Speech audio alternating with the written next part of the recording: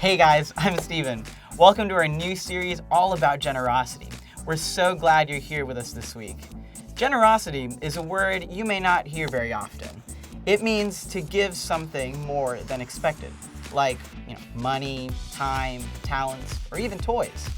In this series, we're learning about different stories of generosity in the Bible where people showed their love for God through the generous ways they loved others. With His power, we can be generous too. We're going to start by singing our Bible verse song from Ephesians 3:20. With God's power working within us, God can do much more than anything we can ask or imagine. Let's sing together. Now glory to God, who is able, through His mighty power at work within us, to accomplish infinitely more than we might ask or think.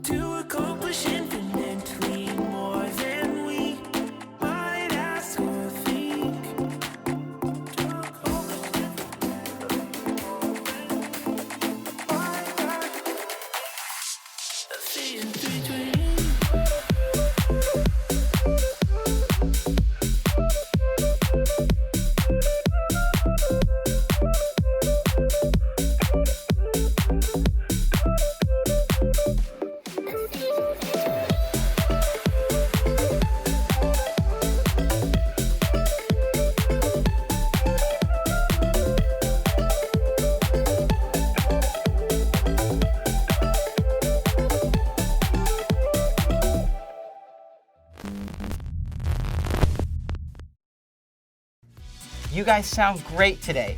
That song reminds me of how God can help us be generous with others. When we give, it makes God happy. Now, we're going to watch our Bible story video so we can learn more about generous people in the Bible. Check it out. Stories of the Bible. Cain and Abel's offering. This is Adam. Hi. And this is Eve. Hi. They were the first man and woman that God created. Adam and Eve had two sons.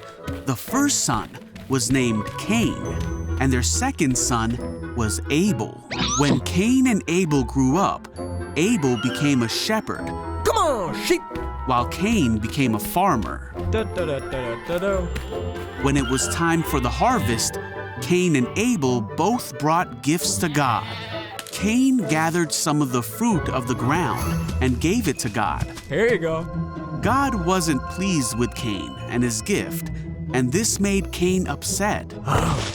God asked, "Why are you so angry? If you do what is right, will you not be accepted?"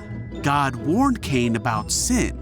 God told Cain to be careful to not let sin control him, but instead to take control of sin. Wow.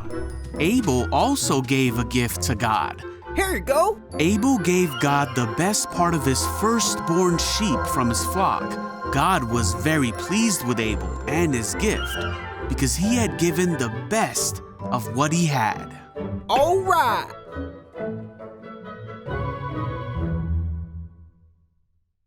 What a great story. I know it can be hard to give something up, especially when it's something you really love or want for yourself. But God commands us to be generous with others because He is generous with us. Did you know you can even be generous by sharing food?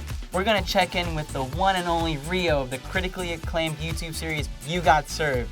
to show us around his kitchen and teach us more about how to have a generous heart. Let's take a look. What's up to all my favorite cooks, chefs, bakers, and busboys? My name is Rio, and this is You Got Served, my critically acclaimed YouTube cooking show. Every week, we discover new recipes and reinvent old favorites, and most importantly, serve up some awesome food for my loyal fans and viewers. Let's get cooking!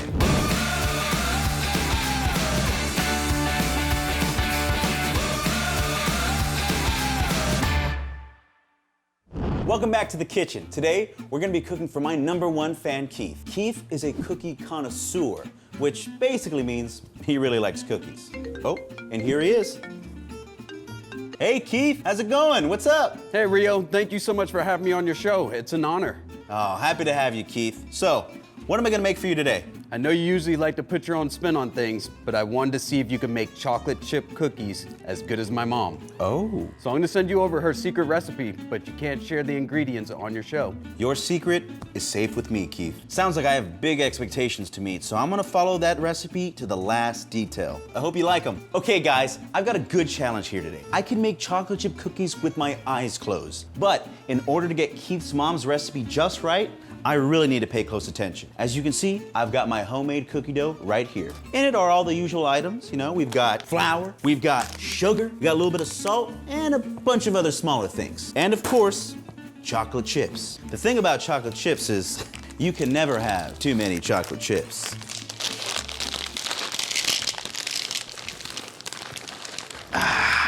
Now, there's one final ingredient to add, and this is what makes Keith's mom's recipe unique. It's a really surprising choice, but I think it can make a hugely delicious difference on these cookies.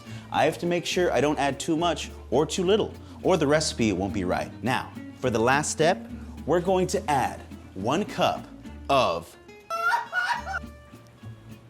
and then you're just going to drizzle it all over, and now you have to mix it thoroughly into the dough.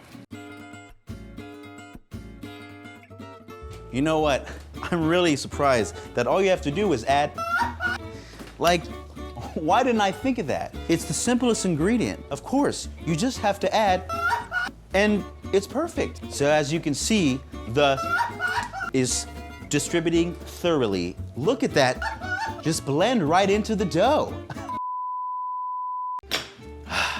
Okay guys, sorry about that, but I promised to keep this recipe a secret. Now that the cookie dough is all done, I'm gonna place little balls of it here on this cookie sheet. The trick to creating a perfect ball is just rolling it out, feeling out. Feel the dough, be the dough, live the dough, breathe the dough. Yep, oh yeah.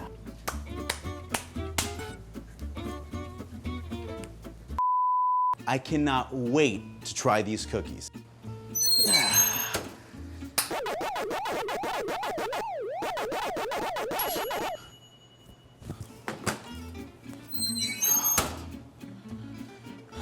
Well guys, I dropped the ball on this one.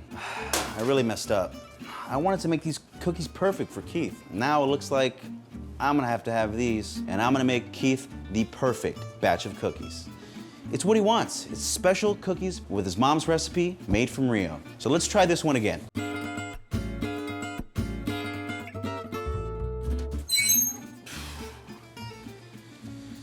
All right.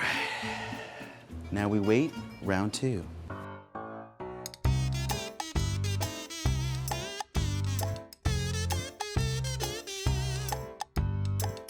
Ooh, yeah.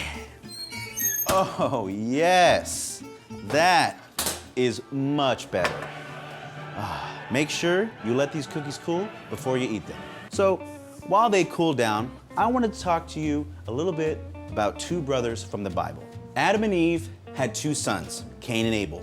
When they grew older, the 2 boys were given important responsibilities. Cain was a farmer and Abel was a shepherd. To show their obedience to God, both were required to give an offering to him. Abel took this responsibility very seriously, and he gave the best portions of his firstborn lambs to God. Cain, on the other hand, didn't give his best portions of his crop to God. God accepted Abel's gift, but he did not accept Cain's. This made Cain so angry and jealous that He killed his brother in the end, all because he was so jealous of God's favor towards Abel. Cain wasn't able to see that the gift he gave was lacking. He just thought God was playing favorites. But the truth is, it isn't so much what Cain gave as the heart that he had when he was giving it. He didn't want to give up his best produce for God because he wanted to keep it for himself. One way we can give our best is through tithing, which is giving the first 10% of any money we make back to God before we spend it on anything else. We can also give our time and serve others around us who are in need. In life, it's important that we give God our offering. It is one way that we're supposed to love and obey God. Most people give money to churches and things like that, but we can also give our time and serve others. But whatever we offer, it's important to give from the heart. When we give, we realize what a wonderful thing it is to be generous with our time and our money. By being generous, we're able to be more like God, even though we'll never come close to how generous He is to all of us. This week, if you have an opportunity for generosity, don't pass it up. Oh, I think they're done. They're cool. Oh my gosh.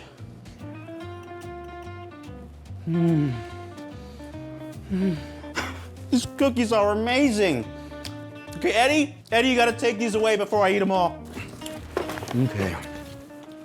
Gotta package these bad boys.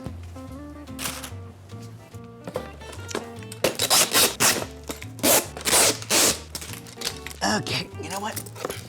There it is. Ready to go. Enjoy, Keith. That's all I have for you guys today. Have a great week. And remember to be generous. Take care, and I'll see you next time.